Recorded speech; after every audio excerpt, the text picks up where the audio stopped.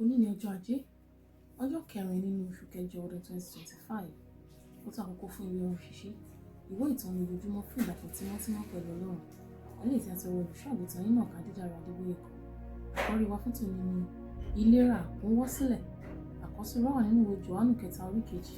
Eléyìí tí ó kà báyìí pé olùfẹ́, èmi ń gbàdúrà pé nínú gbogbo kí o lè máa dára fún ọ, kí o sì máa wà ní ìlera, àní bí ó ti dára fún ọkàn rẹ. Bíbélì kà wá nínú ìwé Iṣẹ́ àwọn Àpọ́stélì orí 5, ẹsẹ̀ 4 àti 15. Ìfẹ́ Ọlọ́run kì í ṣe pé ká kàn wà ní ìlera, ṣùgbọ́n ká pọ̀ ní ìlera tó ṣàkọsílẹ̀. O lè ní ìlera tó bẹ́ẹ̀ tó jẹ́ pé tí àwọn tó ń ṣàìsàn bá fi ọwọ́ kàn wọ́n á máa gba ìwòsàn. Jésù Olúwa pọ̀ ní ìlera débi pé obìnrin tó ní ìsun ẹ̀jẹ̀ kan fi ọwọ́ kan ìṣẹ́tí aṣọ rẹ̀ ó sì gba ìwòsàn.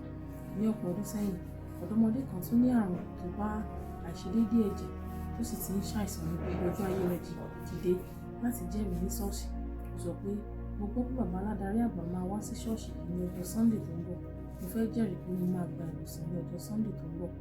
Ẹnìkan pè mí láti sọ ìwé ọmọbìnrin náà fún mi.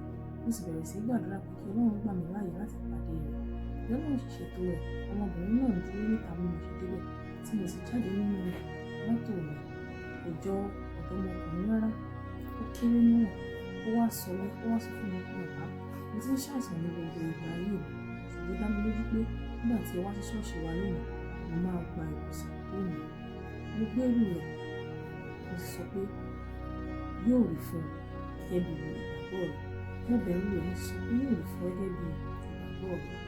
Mo gba lẹ́tà rẹ̀ lẹ́yìn ọ̀pọ̀ oṣù, ó sì kọ pé bàbá, mo fẹ́ dúpẹ́ lọ́wọ́ Ọlọ́run, mo sì fẹ́ dúpẹ́ lọ́wọ́ yín. Mo ti gba ìwòsàn láti ọjọ́ tí ẹ ti wá sí ṣọ́ọ̀ṣì. Olùfẹ́, Jésù kò kàn fún ọ láti ní ìlera. Ó fẹ́ kí ìlera rẹ pọ̀ débi pé ẹnikẹ́ni tó bá fi ọwọ́ kàn yóò gba ìwòsàn, yóò sì ní ìlera pípé. Ó sọ ní Máàkù orí 16, ẹsẹ̀ 17 sí 18. Àmì wọ̀nyí yóò sì máa bá àwọn tó gbàgbọ́ lọ. Ní orúkọ mi ni wọn yóò máa lé àmì ìlú èṣù jáde. Wọn yóò máa fi èdè tuntun sọ̀rọ̀. Wọn yóò sì gbé ejò lọ́wọ́. Bí wọ́n bá sì jẹ májèlé, kò ní pa wọ́n lára rárá. Wọn yóò gbé ọwọ́ lé àwọn aláìsàn, ara wọn yóò sì dá. Nínú Pétérù kìíní orí 2 ẹsẹ̀ 14, Bíbélì sọ pé Jésù ti san owó fún ìlera rẹ. Èyí ló fi jẹ́ pé o kò gbọdọ̀ kórìíra àìsàn àti àrùn pẹ̀lú ìtara.